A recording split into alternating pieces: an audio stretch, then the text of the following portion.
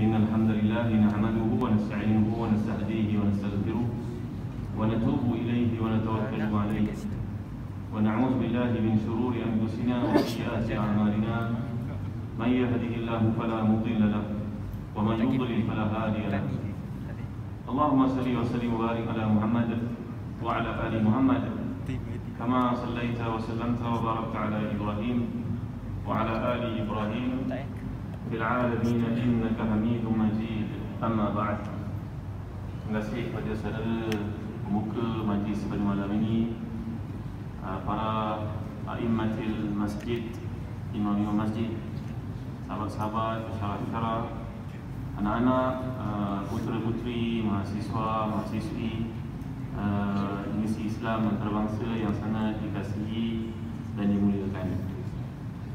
Jadi alhamdulillah, syukur kita kerana pada malam yang mulia ni kita dapat berjumpa dalam satu majlis ilmu, yang mana majlis ilmu ni peranannya adalah penyubur kepada iman dalam diri. Kerana iman dalam diri ni membawa pokok, lalu ia perlu kepada komponen-komponen yang akan memberi kesihatan kepada pokok keimanan itu. Di luar sana kita mendengar macam-macam cerita, kita melihat macam-macam berita. Kadang-kadang satu perkara yang berlaku tu tak terfikir dalam akal bagaimana manusia boleh melakukannya. Antara yang berlaku, perkara-perkara itu tak perlulah disebutkan kerana tak sesuai untuk disebut dalam tempat yang mulia seperti ini. Tapi kegersangan akhlak, perangai, tingkah laku, kebejatan, penyimpangan, tindakan tabiat yang kadang-kadang tindakan tersebut binatang pun tidak melakukannya, maka itu tak lain tak bukan akibat daripada kegersangan iman.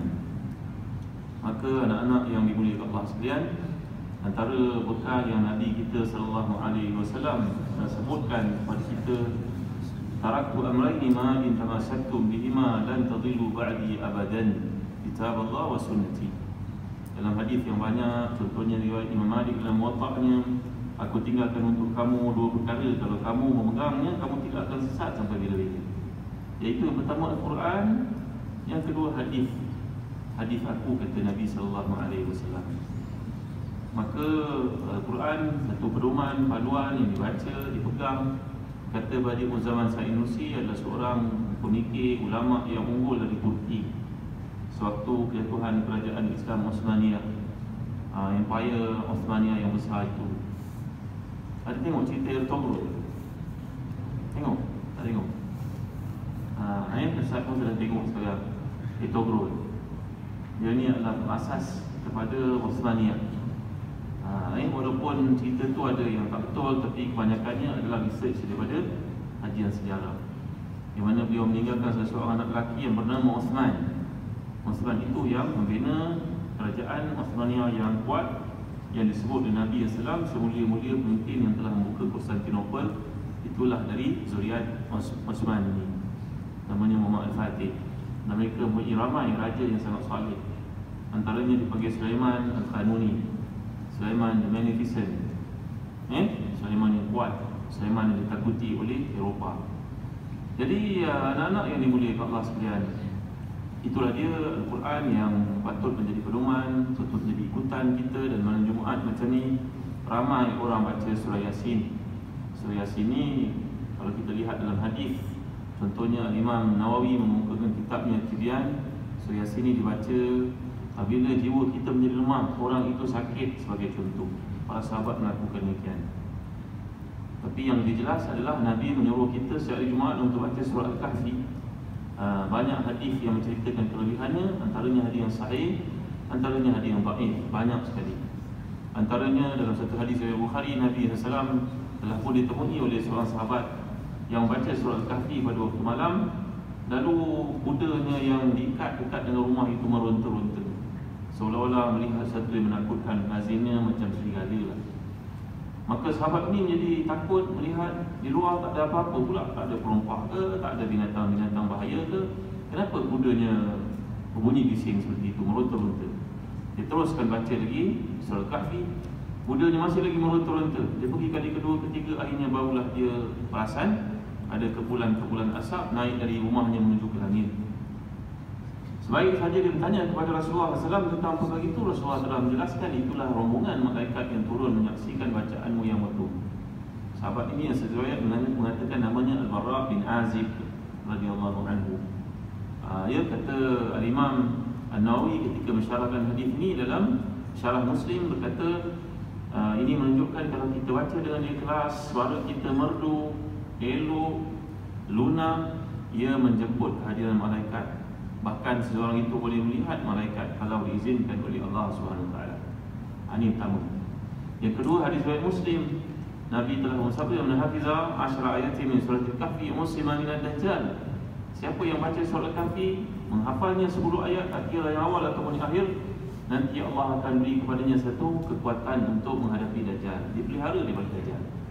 Dajjal ni adalah satu makhluk yang akan datang merosakkan manusia yang jahil di akhir zaman, menggoda, mengajak dan memikat orang yang jahil untuk ikut kepadanya, lalu mereka pun akan sesat. Dajjal. Siapa yang baca surah Al-Kahfi akan diberi keselamatan oleh Allah SWT. Membaca 10 ayat, menghafalnya yang awal ataupun yang akhir akan dapat keutamaan itu. Dalam hadis Al-Hakim pula mengatakan, siapa yang baca surah Al-Kahfi adha'a lahu ma bainal jumu'ataini. Siapa yang baca surah Al-Kahfi hari Jumaat, nanti Allah beri kepada hatinya satu cahaya yang boleh menjadi pembimbing dalam hidup, petunjuk. Kita kadang-kadang nak kena buat keputusan dalam hidup ini. Ya, antum anak-anak berada di peringkat awal belajar. Janganlah di awal belajar ni sibuk bercinta. Kan? Ya, perjalanan masih jauh lagi. Cinta ni semua syok. Semua hidup. Dia boleh apa.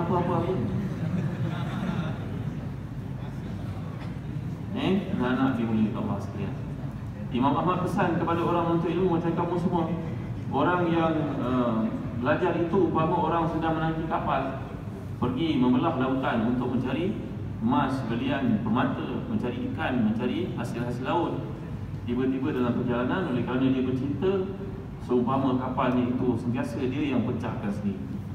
Apa berlaku? Tentulah dia karam, tak tahu ke mana perginya.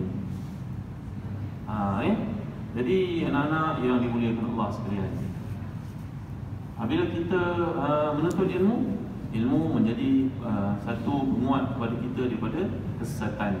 Dan baca surah Al-Kahfi ini akan menjaga kita daripada fitnah Dajjal di akhir zaman. Dan kemudian membaca surah Al-Kahfi ini menyebabkan hati kita terang, hati kita ada penyuluh. Umpama kita jalan pada waktu malam seperti ini, kan, jalan tak dalam sulur, mungkin kita jatuh dalam longkang. Mungkin kita melihat, kita ingatkan tongkat, rupanya ulau keluar perkataan mata. Banggalah dengan kemelakaan. Jadi begitu anak-anak yang dimuliakan Allah sekalian. Mana nur yang Allah beri kepada hati kita apabila kita membaca Al-Quran, membaca surah Al-Kahfi pada Jumaat, memberi pada kita satu petunjuk sepanjang minggu ini sampai Jumaat akan datang. Hebat tak? Allahu Akbar. Kita perlukan bimbingan waktu kita jauh daripada ibu ayah kita. Kan? Mungkin kita, cara kita nak belajar bagaimana, cara kita nak pilih kawan bagaimana, Allah campakkan dalam hati kita satu panduan, satu bimbingan. Kan? Ada jenis kawan-kawan yang kita boleh berkawan dengannya, tapi dalam bab duduk sekali tak boleh. Duduk, kalau Ustaz punya pengalaman dulu belajar di Jordan, macam kamu, kita terpaksa sewa rumah, kita tak ada hostel di Jordan kan. So kalau kita baik dengan dia okey, tapi kalau dah satu rumah je mesti tak ngamat, dia benda tak ingat. Nanti kalau dia pergi ke dapur, dia bawa pulang gelas ke dalam biliknya, maka kita cari kat dapur dah tak ada gelas, semua 10 gelas semua ada dalam bilik. Ada orang macam tu.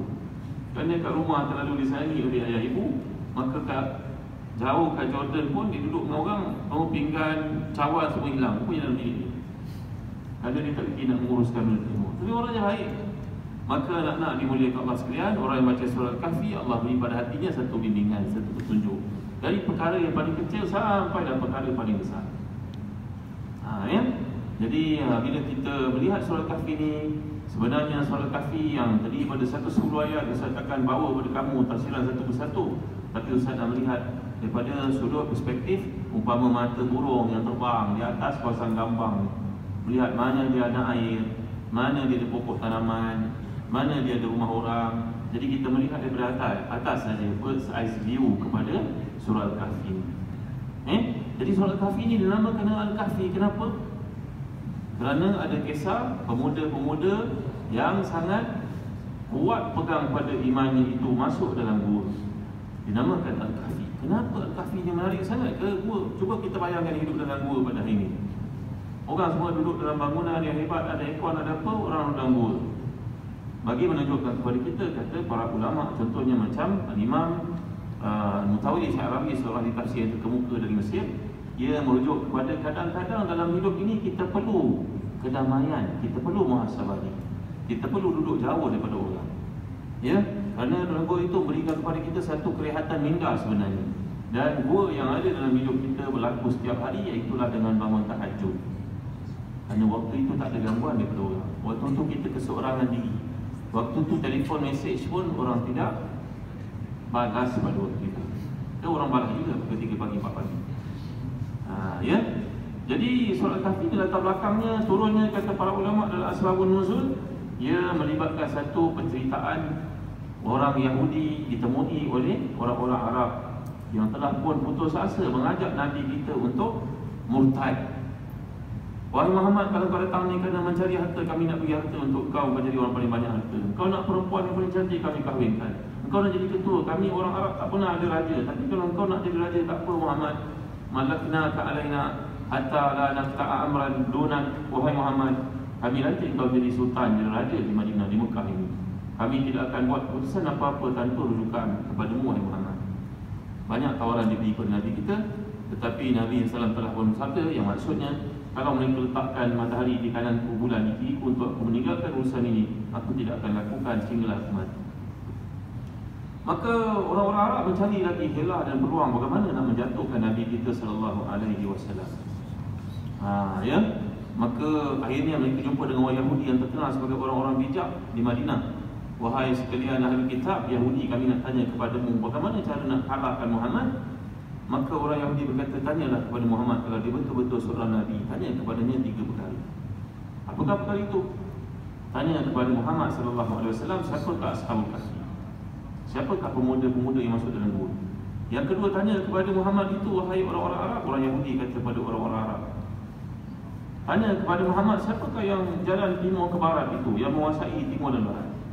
Yang ketiga, tanyalah kepada Muhammad SAW tentang ruh. Kalau dia boleh jawab 3 perkara itu, betul dia Nabi. Maka mereka berpulang ke Mekah. Pada waktu itu mereka bertanya kepada Nabi dan Nabi telah menjawab, tunggulah esok nanti aku beri jawapannya. Datang pada aku esok.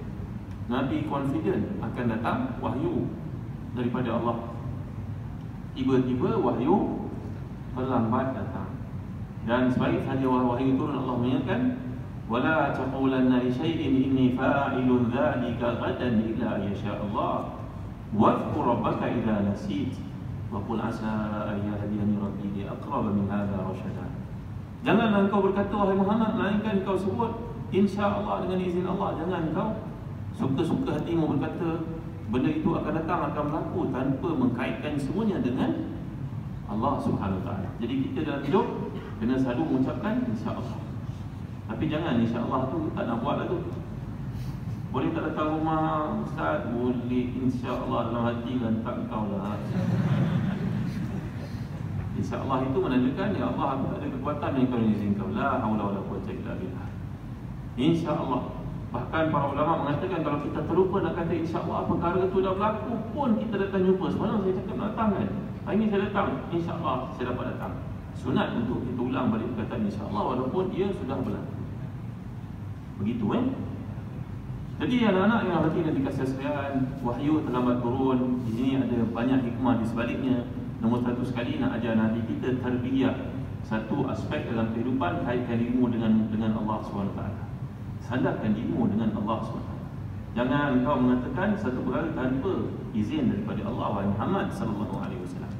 Yang kedua, untuk membuktikan kepada pengkaji-pengkaji Quran nanti selepas Islam, selepas 1000 tahun orang mengkaji ayat seperti ini, mereka akan lihat betul lah Quran ini bukan buatan Muhammad SAW. Kalau ia reka cipta Muhammad, sudah tentulah Muhammad akan beri jawapan esoknya, kerana semua dia yang reka. Tetapi bila dia berkata wahyu datang, menandakan dia bukan daripada baginda sallallahu alaihi wasallam. Ada hikmah di sebalik apa yang berlaku. Nampaklah nak? Ya, ini di antara latar belakang kata para ulama melibatkan asbabun nuzul. Contohnya Imam Wahidi, Imam Suyuti dalam asbabun nuzul mereka ceritakan. Baiklah ya, sebagai menjadi keberkatan saya bacakan ayat yang awal daripada surah Kahfi ini. Nanti kita terus pergi kepada komponen-komponen asas penciptaan yang Allah bawa daripada Quran. Kita dengar selalu, walaupun kita selalu membaca surah Kahfi, mungkin masih ada lagi ruang, peluang untuk kita menghayati dan mengamalkan. Bismillahirrahmanirrahim.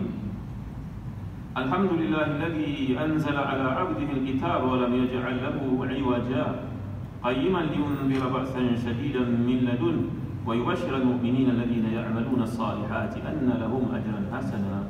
Sadaqallahul azim. Dengan nama Allah yang Maha Pemurah lagi Pengasihani.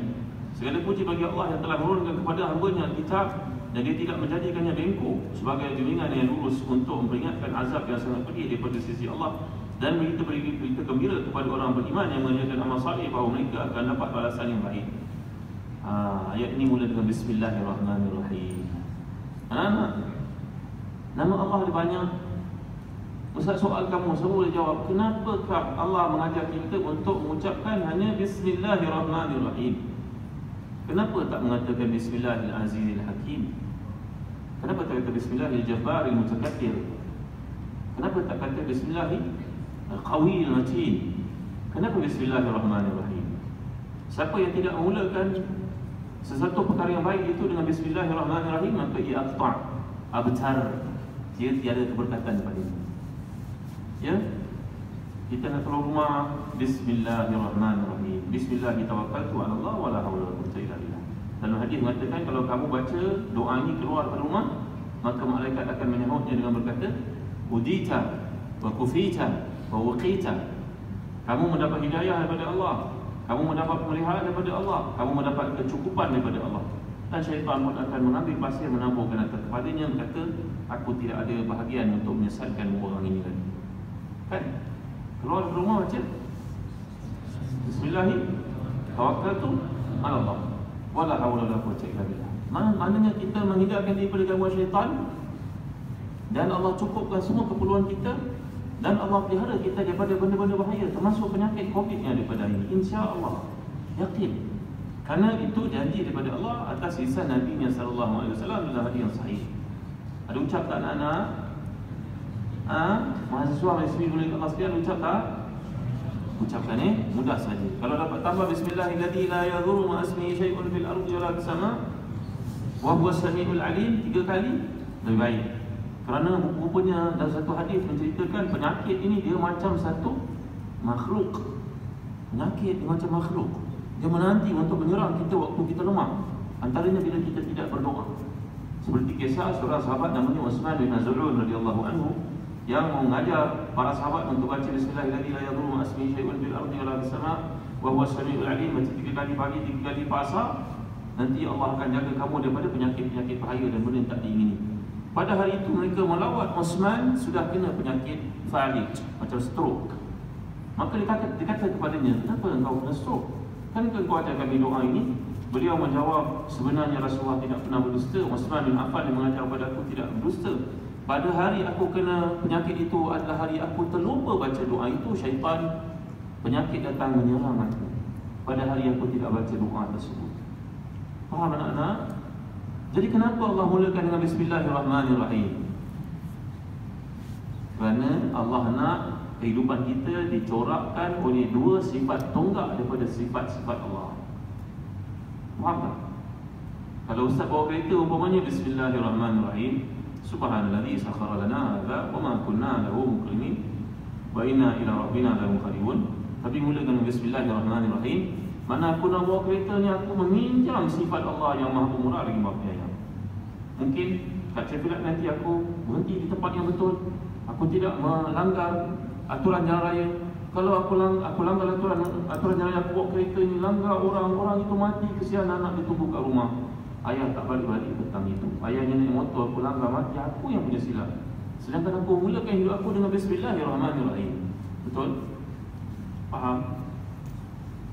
Kita sampai ke office dengan bismillahirrahmanirrahim, kita keluar rumah tadi, aku pinjam sifat Allah yang Rahman dan juga Rahim. Aku nak parking jauh dari bangunan, biar orang lain dapat parking dekat. Ada orang boleh buat begitu tak? Ini orang gila ke apa? Tapi di masyarakat Jepun dan juga Barat berbangga dengan dignity seperti ini. Saya parking jauh kerana nanti teringat ke perempuan, mungkin dia hamil, mungkin ada orang tua, mungkin ada orang terlambat. Saya datang awal, tak apa saya parking jauh. Kerana orang yang datang lambat, dia parking dekat, senang dia nak masuk, nak punch-in ke, nak apa. Ya Allah, orang Barat boleh berfikir begitu. Kenapa saya tak fikir begitu? Sedangkan saya mulakan hidup saya dengan nama Allah yang Maha Pemurah, lagi Maha Penyayang, mengasihani orang-orang lain. Kenapa kita bangga dengan Barat? Ada kawan ustaz belajar di UK, dia dengan isteri ni. Dia kata, Ustaz Hazan, cerita kepada orang, kalau kat negara Barat orang parking kat OKU untuk air besar, Ustaz Hazan. Dia belajar kat mana? Kat Sweden ke mana? Dia cerita dengan Ustaz lah. Dia belajar kat Sweden ada persyaratan UTM. Kalau parking tempat OKU itu satu jenayah besar, memang memalukan. Tak tahu muka nak letak kat mana. Ya, kalau negara Barat parking kat situ, memang orang datang, orang conteng kereta tu, orang buat apa kalau kita bukan OKU, Ustaz? Ya, cuba kita kat Malaysia orang parking kat OKU. Pernah tengok tak? Satu hari Ustaz tengoklah orang parking kat OKU. Ya, Ustaz tengok dia daripada jauh. Ni bukan OKU, kereta pun tak apa OKU. Kenapa dia parking OKU? Ustaz pun pergilah berani kali menegurnya. Assalamualaikum fulan. Ustaz Hazan dia. Tuan, boleh parking sini tuan, ni tempat OKU. Saya pun OKU juga Ustaz, saya pakai kacamata. Mata mau pergi juga. Dalam hati Ustaz kesepak. Kau di mana lain pun dengan aku. Jadi memegang sifat Rahman dan Rahim ini menjadikan seorang doktor meminjam sifat Allah ketika dia merawat pesakit. Betul? Nanti kamu jadi doktor kan, bakal doktor kan, bakal engineer kan, bakal arkitek kan. Jadilah arkitek yang bukan melihat segala-galanya ukuran pada keuangan dan kebendaan. Lihatlah aspek kemanusiaan itu keutamaan. Ketuhanan ada dalam setiap mencorakkan segala tindak tanduk kita. Faham kan? Ada doktor berkata pada Ustaz, saya sampai saya pencen Ustaz, saya tak pernah buka klinik swasta. Saya kerja dengan kerajaan sampai saya pencen. Ada doktor pakar besar di Kuala Lumpur. Ustaz tanya dia, kenapa tak buka klinik? Kita boleh, pada hari yang seperti ini doktor masih boleh buat operation, tangan masih tak menggigil, usianya sudah lanjut, tapi seorang yang masih tegak sihatnya. Dia kata, Ustaz, saya tak sampai hati nak buka klinik. Dia kalau suka klinik, saya berniat tiap hari biar ada rumah sakit, boleh saya dapat duit. Kan kebaik kalau doktor berfikir, saya doktor pakar, aku dah cukup, anak-anak saya pun pandai-pandai, saya buka hospital, saya buka klinik, bagi kerja kat orang, boleh bayar zakat. Kalau orang susah datang, saya bagi diskaun. Mungkin saya charge ubat saja, konsultansi saya tidak charge. Orang macam Ustaz bagi free, contoh.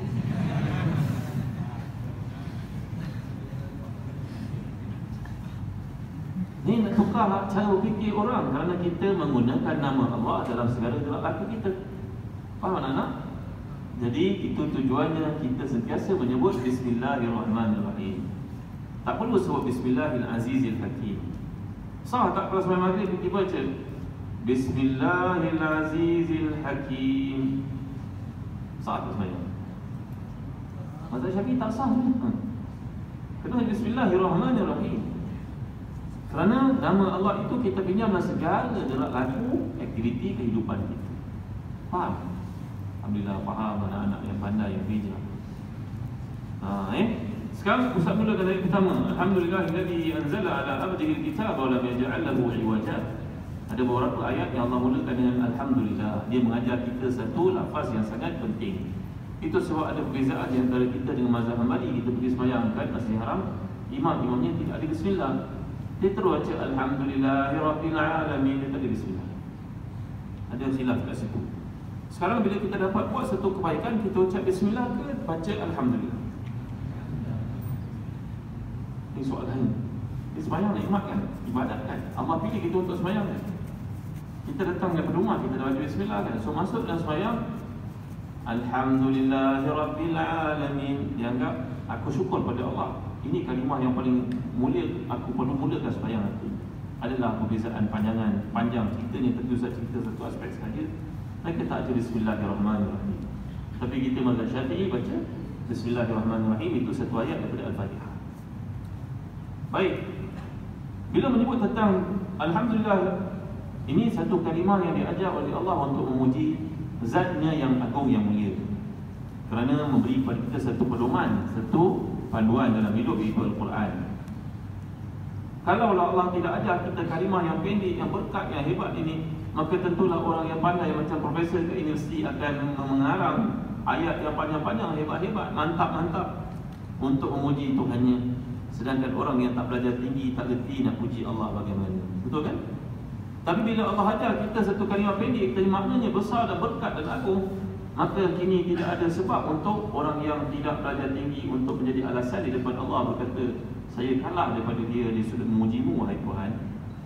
Saya tak punya banyak vocab nak lawan dia, dia boleh tulis panjang memujimu.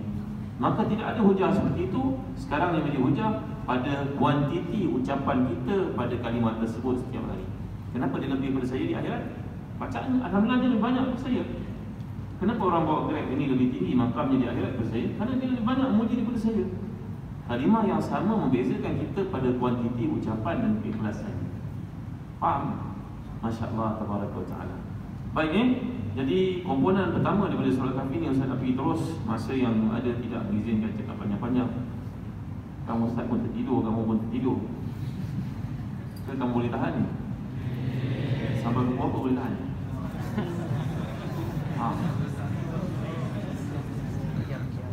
Dah berapa? Dah cukup? Dia betul koma.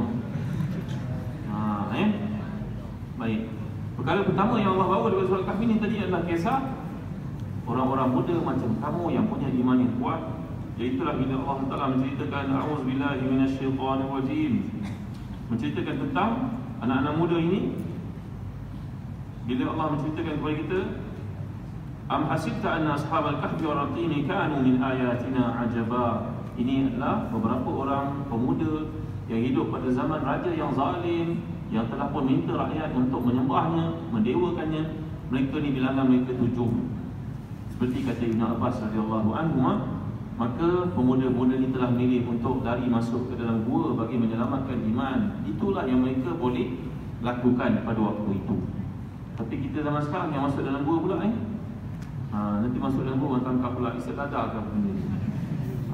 Kan ini cerita sesuai untuk zaman mereka. Bila mereka tidak mampu untuk mendepani cabaran pada waktu itu, mereka melarikan diri, menyelamatkan akidah untuk masuk dan menyerahkan diri mereka kepada Allah sepenuhnya.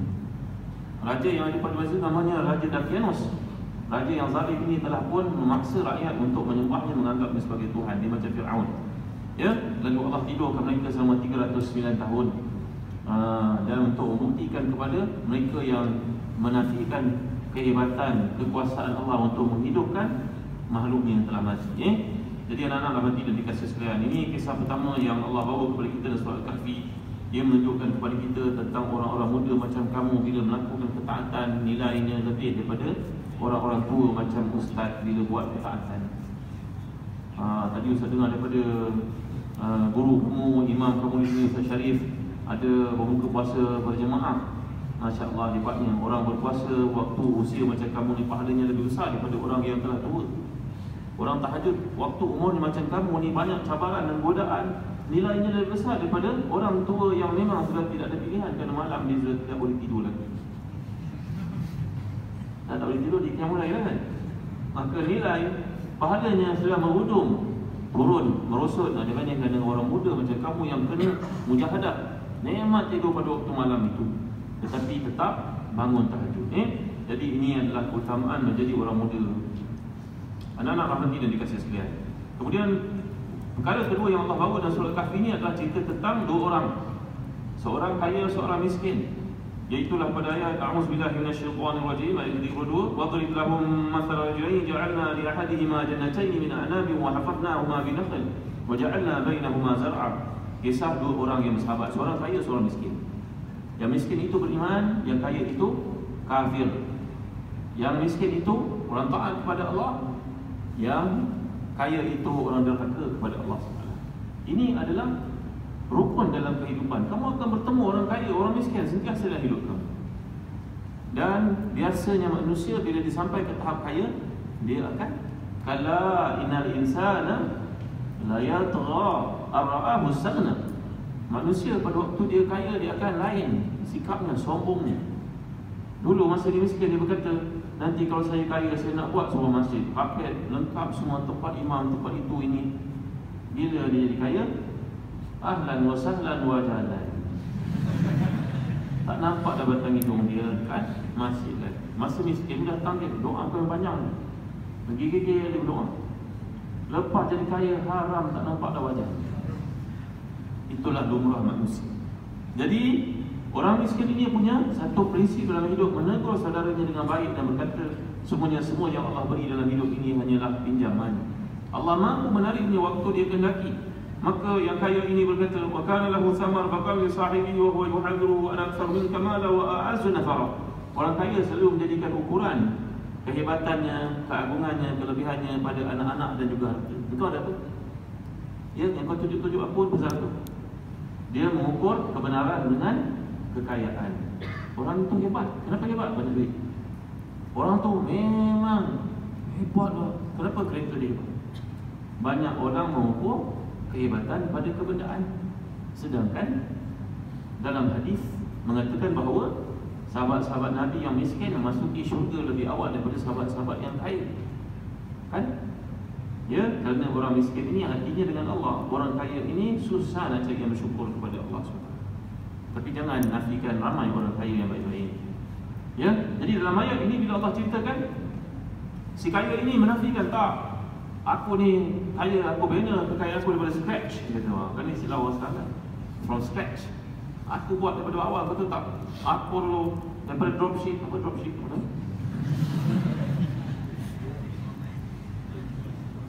Sampai aku ada produk sendiri, sampai aku beli barang timbang kaki. Apa timbang kaki? Kemudian aku brand sendiri, kemudian semua cerita kan betul dalam hati dan kasih sekalian. Ini adalah fitnah dalam kehidupan. Bila manusia merasakan dia hebat. Lalu si miskin ini berkata kepadanya, kan kebaik kalau kau masuk ke taman kau, walaula dakhalta jannataka qulta ma sya Allah la quwwata illa billah in tarani ana aqalla minka mala wa walada. Kau masuk kepada bersyukur pada Allah. Di sini anak-anak, dalam Islam kalau kita kagum pada satu benda, kita ucapkan masya Allah la quwwata illa billah.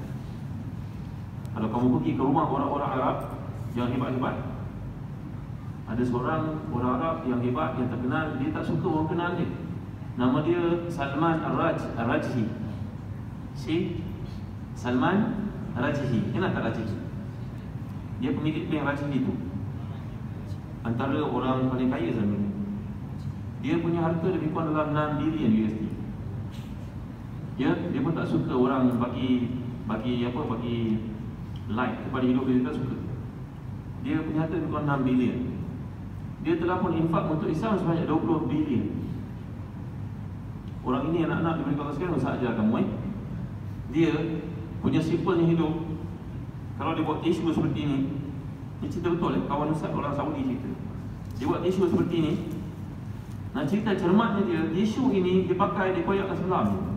Satu simpan, satu guna.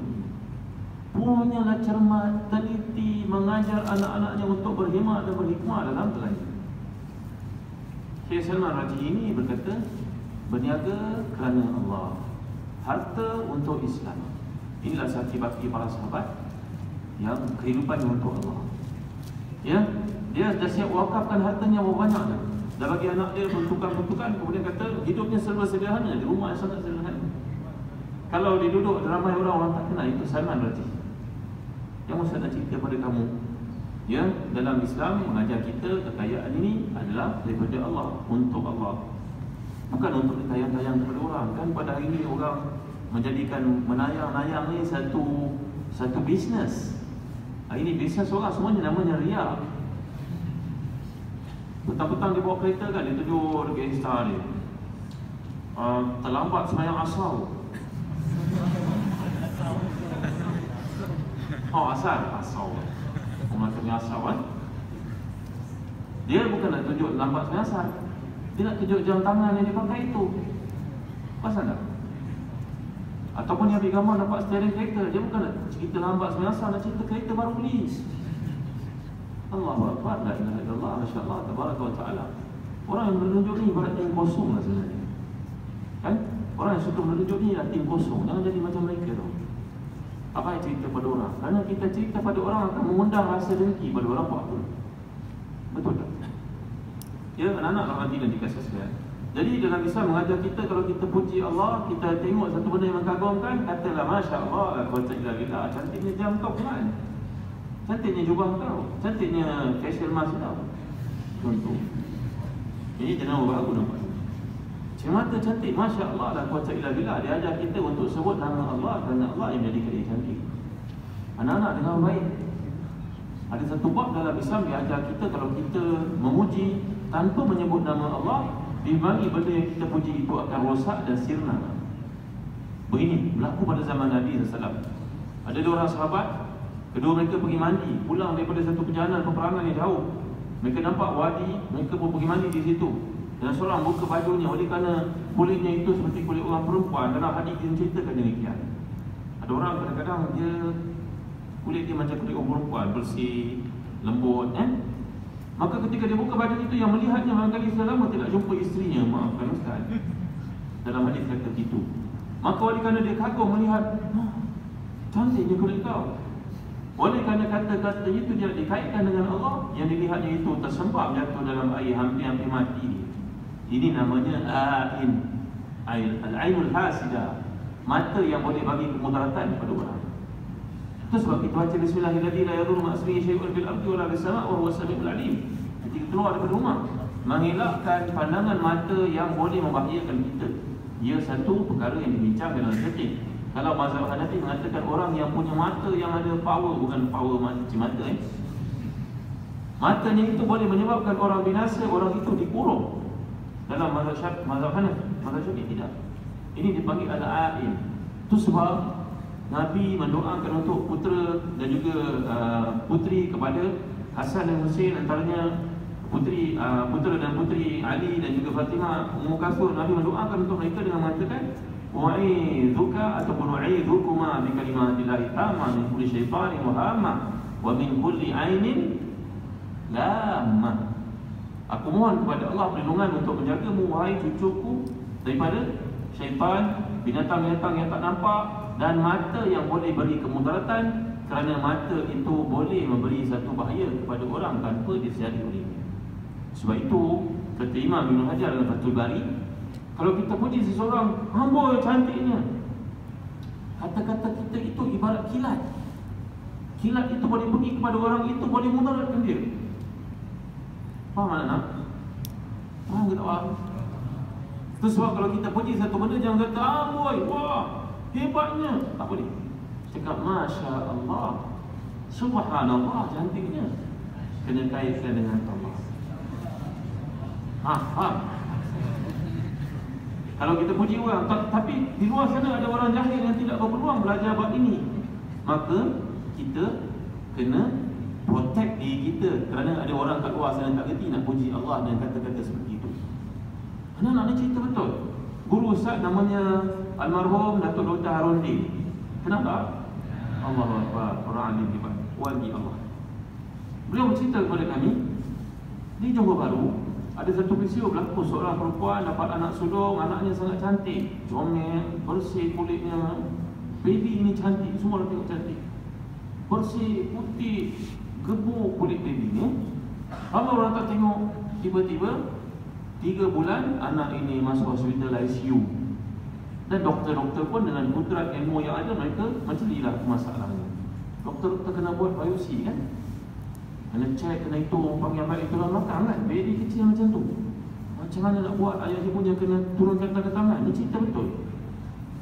Maka akhirnya ayah ibu ni berpeluang jumpa dengan Datuk Dr. Roni. Datuk Dr. Roni kata, ingat tak orang yang pergi ziarah anak kamu ini ketika lahir? Dulu tak ada ambil catatan, ambil suhu, betul kan?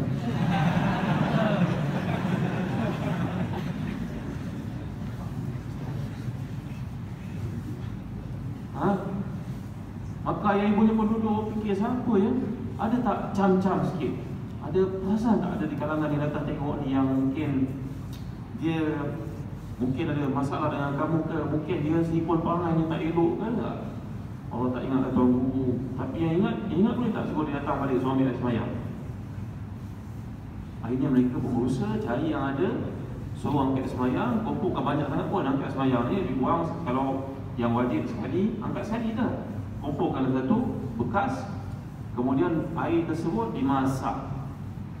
Kita takut orang ada penyakit kulit dan sebagainya kan. Dimasak sampai mendidih, dan kemudian disejukkan. Diambil sedikit air itu, disapu kepada badan baby itu. Subhanallah, sembuh anak itu. Subhanallah, Masya Allah, Tabaraka wa ta'ala. Kerana dalam Islam dia ajar kita penyakit ini ada 3. Sebelum dia berlaku, kita kena protect diri kita dengan doa Bismillahirrahmanirrahim tadi sebagai contoh. Kalau dah berlaku bagaimana? Lepas berlaku macam mana nak elakkan dia berlaku balik semula? Itu keadaan. Subhanallah, Masya Allah, dengan izin Allah. Di Australia dia buat kajian. Ada seorang budak perempuan daripada negara Arab. Dia ni keluarganya cantik, keluarganya orang hebat-hebat, bangsawan. Dia pergi ke Australia belajar. Orangnya Sega. Maka dia pergi ke Australia. Dia mungkin dilihat oleh orang putih itu, cantiknya budak Arab ini, cantiknya budak Arab ini. Akhirnya satu hari dia kolaps dalam dewan kuliah. Dibawa ke hospital ternama di Australia. Ini satu kajian dibuat, satu thesis PhD di Universiti Malik Saud di Riyadh untuk melihat apa sebab budak ini. Akhirnya dikaji, datangkan seorang ulama daripada Saudi, dia orang Saudi perempuan ni. Akhirnya mengatakan bahawa ada di kalangan orang putih ni yang mempunyai mata yang bahaya itu. Boleh tak cari? Maka dia tengok jiran-jirannya. Takkan nak suruh punya kat semayang pula. Apa dia buat? Dapat cam orang itu. Bukan, kamu tak salah Tadi Ustaz dah cerita dengan Ustaz Syafi'i, orang begini tidak salah. Kita yang salah bila kita tak keluar rumah dengan protection tadi kan. So kita tak ada shield protector kan. Jadi dipanggil orang ini, diminta kepadanya untuk minum segelas air. Minum segelas air. Dan air yang diminum sedikit itu, minum sedikit, seteguk, yang lain diambil, dijerus kepada perempuan itu, sembuh ia dengan izin Allah SWT. Pelik ni, cerita ni pelik ni. Kerana rupa-rupanya kata Imam Ibn Hajar dan Fathul Bari 700 tahun lalu ketika beliau buat kajian, apakah kesan daripada mata yang bahaya ini? Sebenarnya syaitan duduk di tempat-tempat dalam anggota badan kita, terutamanya dia kalau lekuk-lekuk seperti ini, di siku, di ketiak, di telinga, syaitan duduk duduk. Jadi ketika kita mengucapkan kalimah tanpa kaitkan dengan Allah, wah cantiknya, syaitan ini pergi macam petir bersama suara kita pergi attack orang itu. Itulah penjelasan yang dikemukakan oleh para ulama. Jadi jangan lupa setiap hari nak keluar baca Bismillahirrahmanirrahim. Ya Allah, masmi syai'un fil ardi wa fis sama' wa huwa as-sami'ul 'alim. Besok kamu jadi orang berjaya, ada klinik sendiri, ada hospital sendiri, ada firm sendiri, ada business house sendiri, pejabat sendiri, letaklah kat pintu masuk, masya-Allah, la quwwata illa billah. Supaya semua orang masuk teringat kalimah Allah. Masya Allah, bulan berjaya kamu yang saya dah agak lah, kamu mesti berjaya dulu business. Kan macam itu kan. Orang kalau kita berjaya dia cakap 2 je. Kalau kita berjaya dia cakap itu, kalau kita gagal lah, aku dah cakap lah.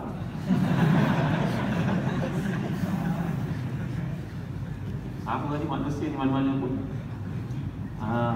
Jadi anak-anak yang dalam hati dan dikasih sekalian, ini satu perkara yang kedua yang Allah bawa dalam Quran. Kalau kita di posisi orang miskin, jangan gadaikan prinsip untuk berkata yang benar kepada sahabat kita yang kaya yang lain.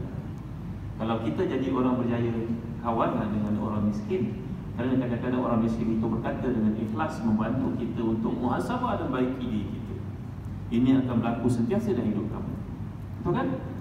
Jadi perkara ketiga yang Allah bawa dalam surah Kahfi ni adalah, saya tak nak tangguh lagi, kisah yang Allah bawa kepada kita tentang Nabi Musa AS. Iaitulah Nabi Musa AS dalam hadis sahih riwayat Bukhari Muslim, telah ditanya oleh seorang pengikutnya, siapakah manusia yang paling alim di dunia ini, wahai Nabi Allah Musa AS? Nabi Musa menjawab, akulah orangnya. Jawapan Nabi Musa itu tidak tepat. Dia ditegur oleh Allah SWT dengan datangnya Jibril berkata kepada Musa, wahai Musa, jawapanmu Allah tak berkenan, wahai Musa. Jangan kau kata kau orang paling alim. Sekarang kalau kamu nak tahu ada orang alim selain kamu pergi cari ke satu tempat. Malaikat cuma bagi clue saja, tak beritahu dengan jelas di mana tempat nak berjumpa dengan Khidir ini. Setengah ulama tafsir mengatakan itu bukan Khidir. itu hanyalah seorang hamba yang saleh. Nabi bukan Nabi Khidir. Mereka berkata demikian. Ada dua pendapat para ulama menjelaskan siapakah yang ditemui oleh Nabi Musa dan menemui 3 keganjilan dalam kelakuannya itu. Merosakkan kapal, membunuh anak kecil yang belum berdosa lagi, budak kecil. Yang ketiga, membina tembok di tempat yang penduduknya tidak meraihkan kedatangan mereka, tidak melayan mereka dengan hak-hak tetamu. Lalu Nabi Musa bertanya kepadanya, kenapalah kita buat benda begini? Kenapa rosakkan kapal? Kenapa bunuh budak? Kenapa rosakkan? Kenapa bina tembok di tempat penduduknya tidak meraihkan kita? Ada penjelasannya. Nabi kita Muhammad SAW mengulas peristiwa ini dengan berkata, seandainya Nabi Musa tidak bertanya dengan tegas dan bengis kepada lelaki yang saleh ini ataupun Nabi Khidir ini, tentulah lebih banyak lagi baginda akan pelajari. Tetapi oleh kerana Nabi Musa bertanya, lalu beliau berkata, hadza firaqu baini wa bainik, cukuplah setakat ini wahai Musa, cukup sekali saja. Engkau akan melihat banyak lagi keganjilan yang aku lakukan, tapi aku pun tak boleh nak membawa engkau ke mana-mana lagi kerana engkau tidak sabar mendapat ilmu. Jadi anak-anak, janganlah kita merasakan ilmu kita hebat sangat. Ya, orang-orang bijak macam kamu berada di tahap mencari ilmu ni, dapatkan sebanyak ilmu yang ada. Kalau belajar bab agama, jangan ambil daripada seorang ustaz saja, ambil daripada ramai ustaz. Kerana pernah tanya kepada Imam Ahmad, wahai Imam Ahmad, di mana lebih baik saya belajar pada seorang guru menguasai semua ilmu alat, ataupun saya belajar 13 orang guru yang masing-masing menguasai bidang mereka masing-masing? Jawapan Imam Ahmad, belajarlah daripada ramai guru, kerana kamu tidak akan mengetahui kelemahan guru kamu melainkan kamu belajar daripada guru yang lain. Begitu. Ya, anak jangan jadi orang ta'assub, fanatik. Oh, guru aku seorang saja, dia tahu semua. Tafsir dia tahu, hadis dia tahu, fiqh dia tahu, wasarab dia tahu, tasawuf dia tahu, semua dia tahu. Mana ada manusia macam tu? Yang manusia macam tu cuma Nabi-Nabi Allah sahaja. Jadi anak-anak dimuliakan Allah sekalian, Nabi Musa mengajar kita sifat tawadhu. Bagaimana dah jadi seorang manusia pilihan Allah, Nabi Ulul Azmi, pun masih belajar lagi daripada hamba yang saleh ini. Faham anak? Faham? Alhamdulillah, syukur. Yang terakhir sekali, surah Al-Kahfi ini membawakan kepada kita kisah tentang seorang manusia yang hebat namanya Zulkarnain, yang mana Allah Ta'ala menceritakan kisahnya pada ayat yang ke-83 ke atas. Wa yas'alunaka 'anil qarnain qul sa'atlu 'alaikum minhu dzikra. Ini seorang manusia yang hebat yang telah pun memimpin 1/3 daripada permukaan bumi. Ada 4 orang pemimpin yang pernah menaungi dunia dengan empire mereka. 2 orang mukmin, 2 orang kafir. 2 orang mukmin itu seorang bernama Sulaiman, seorang bernama Zulkarnain. Mereka ini adalah hamba Allah yang terpilih. Jadi kisah yang dibawakan oleh Allah tentang Zulkarnain ini, walaupun dia seorang nabi, bukan seorang nabi, dia hanya seorang wali, tetapi kedudukannya sangat tinggi di sisi Allah. Jadi besok kalau kamu berpeluang untuk jadi pemimpin, setidak-tidaknya pemimpin di peringkat keluarga, jadi suami, jadilah pemimpin yang berteraskan kepada akidah, akhlak macam Zulkarnain. Apatah lagi kalau kamu jadi ahli parlimen satu masa nanti. Apa nak jadi ahli parlimen? Cuma angkat tangan. Wah, ada. Alhamdulillah, Alhamdulillah. Apa ada? Alhamdulillah, syukur. Inilah wajah-wajah yang akan bela orang Islam nanti, insyaAllah. Amin. Allah syukur. Jadi anak-anak abang dan dikasih sekalian, ini ceritanya komponen pendidikan dan juga kemanusiaan, akidah, ibadah, semuanya terhimpun dengan surah Al-Kahfi yang merupakan surah Makkiyah ini, yang diturunkan oleh Allah ketika umat Islam ditindas, ditekan. Ia memberi satu proses baru kepada perjuangan umat Islam. Kalau anda seorang pemuda, lihat surah Al-Kahfi, ada kisah orang muda. Kalau anda seorang yang kaya, lihat dalam surah Al-Kahfi ada kisah orang kaya. Kalau anda orang miskin, lihat dalam surah Al-Kahfi ada kisah orang miskin yang berprinsip itu. Kalau anda seorang terpelajar, belajar tinggi sampai ke peringkat PhD, bukan 1, 2, 3 PhD dia ada, pun belajar dari surah Al-Kahfi, kerana Nabi Musa lebih hebat daripada kamu ilmunya, tetapi tetap pergi belajar dan tawadhu. Betul? Kalau kamu seorang pemimpin, walau pemimpin di peringkat keluarga saja, ada kisah kepimpinan surah Al-Kahfi, kisah Zulkarnain. Nampak? Jadi itu sebab di surah yang membina kepada kita akidah, surah yang beri kepada kita hidayah, surah yang beri kepada kita petunjuk, bimbingan. Bila dibaca, dihayati, dicermati, kita akan lihat dia tidak dapat dipisahkan daripada kehidupan seorang mukmin. Jadi anak-anak rahmati dan dikasih sekalian, Dan kisah Dajjal juga, Nabi janjikan orang baca surah Kahfi menghafaz 10 ayat sekurang-kurangnya pada surah Kahfi Allah pilih Dajjal. Kerana Dajjal adalah satu isu akidah. Orang yang baca surah Kahfi yang akidahnya subur, dia yang akan menjadi tentera melawan Dajjal. Tak payah ya keluarkan kenyataan yang pelik-pelik pada hari ini, nanti Dajjal akan turun kat Kota Baru. So kita semua kena maju ke Kota Baru.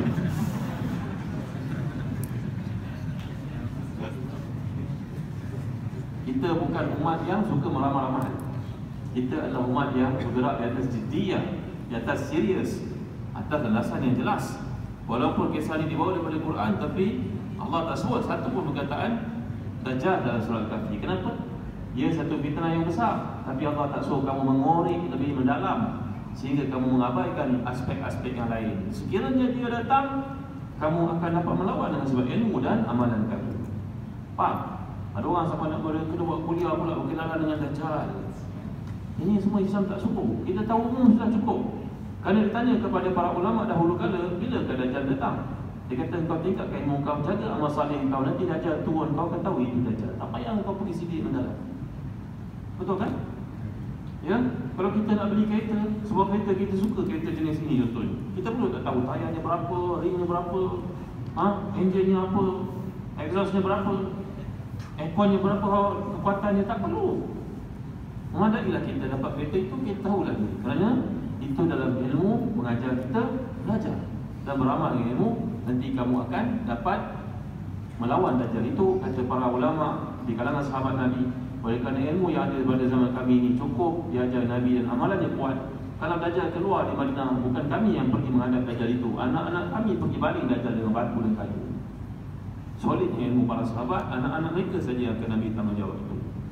Jadi anak-anak dimuliakan sekalian, cukuplah setakat ini dulu renungan kita pada malam ini. Maaf atas kekurangan, mudah-mudahan dapat menambah iman di hari ini. Jadi pesan-pesan kepada kamu sekalian, ambillah peluang untuk baca surah Kahfi setiap Jumaat malamnya, dan hari Jumaat ada keutamaannya. Banyakkan istighfar, banyakkan selawat kata Nabi kita sallallahu alaihi wasallam.